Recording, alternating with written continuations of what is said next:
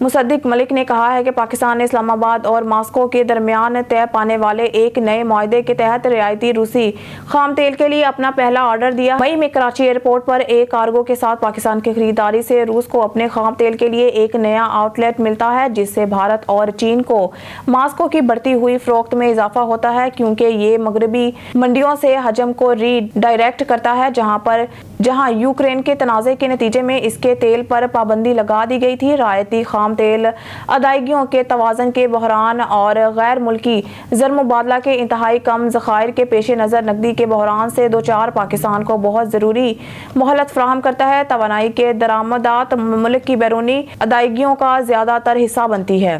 Bureau chief ملک ندیم کی report کے مطابق اسلام آباد اسلامی جمہوریہ پاکستان 1973 کے آئین کے گولڈن جوبلی پر chief justice supreme court of Pakistan justice Umar Ata Bandial اور supreme court of Azad Jammu Kashmir chief justice Raja کو دلی مبارکباد پیش کرتے ہوئے سعید اکرم خان نے اپنے الگ الگ خطوط میں اسپیکر قومی اسمبلی راجہ پرویز اشرف کا شکریہ ادا کیا۔ انہوں نے کہا انہیں 10 اپریل 2023 کو قومی اسمبلی میں آئین کی گولڈن جوبلی کی تقریبات میں شرکت کی دعوت دی۔ جسٹس عمر عطا بندیال نے اسپیکر کے نام اپنے خط میں آئین کی 50 سالہ پر دلی مبارکباد پیش کی اور نوٹ کیا کہ آئین کا ڈیزائن پارلیمنٹ کو ملک میں قانون سازی کا اعلیٰ ترین ذخیرہ بناتا ہے۔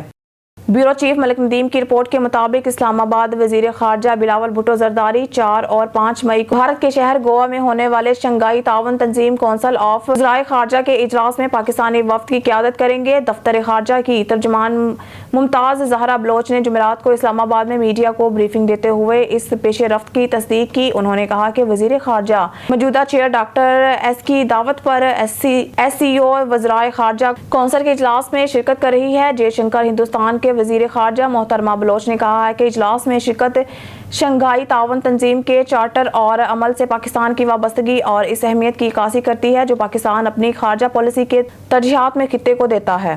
عید الفطر کے موقع پر اپنے آبائی علاقے میں جانے والے شہری اپنا گھر چھوڑنے سے پہلے ضروری احتیاطی تدابیر ضرور اختیار کریں تاکہ آپ کے گھر اور سامان کی حفاظت کو یقینی بنانے میں مدد ہو سکے۔ اپنی غیر موجودگی کی تشہیر نہ کریں، بھروسہ مند پڑوسیوں اور پولیس اسٹیشن میں مطلع کریں، قیمتی اشیاء کو محفوظ جگہ پر رکھیں۔ مزید جانیے اس ویڈیو میں۔ اسلام آباد پولیس شہریوں کے جان و مال کے تحفظ کے لیے ہر لمحہ مصروف عمل۔